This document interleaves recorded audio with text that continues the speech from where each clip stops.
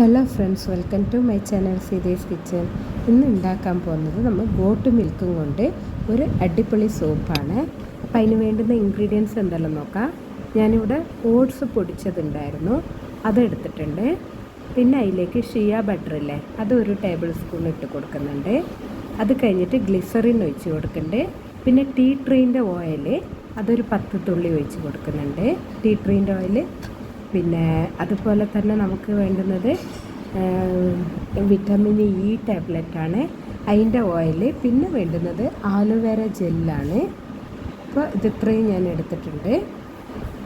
Video ഇഷ്ടപ്പെട്ടാൽ subscribe ചെയ്യാനും bell button press ചെയ്യാനും ലൈക്ക് ചെയ്യാനും മറക്കരുത് ഫ്രണ്ട്സ്.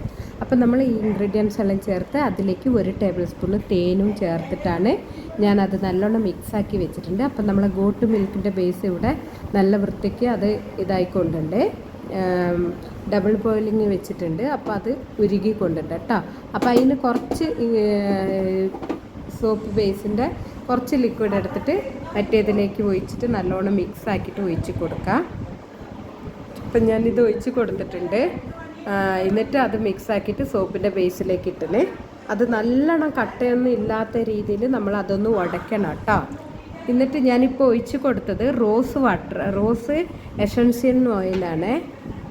നല്ലോണം ഇട്ട് മിക്സ് ആക്കുക. നമ്മളെ ബേസ് ഇവിടെ മെൾട്ടായിട്ട് നല്ല ഇതിലായിട്ടുണ്ട്. അപ്പോൾ മോൾഡിലേക്ക് ഒഴിച്ച് കൊടുക്കുക. നമ്മളെ സോപ്പ് ഇവിടെ റെഡി ആയിട്ടുണ്ട്. ഗോട്ട് മിൽക്ക് സോപ്പ് കുഞ്ഞുങ്ങൾക്കെല്ലാം തേച്ച് കൊടുക്കുക, നമുക്കും കുളിക്കാം കേട്ടോ. അപ്പോൾ ഹണി, ടീ ട്രീ, അതുപോലെ ആലുവേര ജെല്ലി, ഇതിൻ്റെ ഗുണങ്ങളെല്ലാം അറിയണമെങ്കിൽ യൂട്യൂബിൽ അടിച്ച് കൊടുത്താൽ മതി. Thank you.